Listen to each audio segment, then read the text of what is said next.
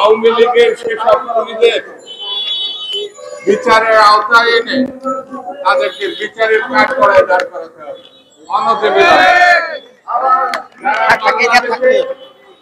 লক্ষ হাজার কোটি টাকা লুট করেছে, দেশ থেকে পাচার করেছে, তাদেরকে আইনের আওতায় আনতে হবে এবং এই টাকা এবং অর্থ আমাদেরকে উদ্ধার করতে হবে। এছাড়া কোনো বিকল্প নেই। বন্ধুরা, চারিধারে একটি ঘটনা আমরা লক্ষ্য করছি। বিভিন্ন জায়গায় চাঁদাবাজি হচ্ছে, বিভিন্ন জায়গায় লুটপাট এবং দখলের ব্যাপার হচ্ছে। আমি যে পার্টি করি সেটি বাংলাদেশ জাতীয়তাবাদী দল।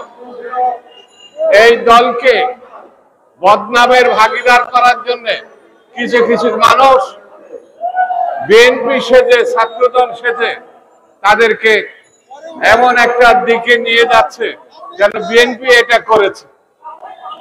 আমাদের দলের পক্ষ থেকে, বিএনপির পক্ষ থেকে আমাদের চেয়ারপারসন, অ্যাক্টিং চেয়ারপারসন জনাব তারেক রহমান স্পষ্ট করে বলেছেন, এই ধরনের ঘটনা যেখানে দেখা যাবে তাকে ধরে পুলিশের কাছে দিতে হবে,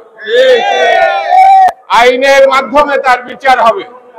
আমাদের মহাসচিব একই কথা, একই নির্দেশ ঘোষণা করেছে।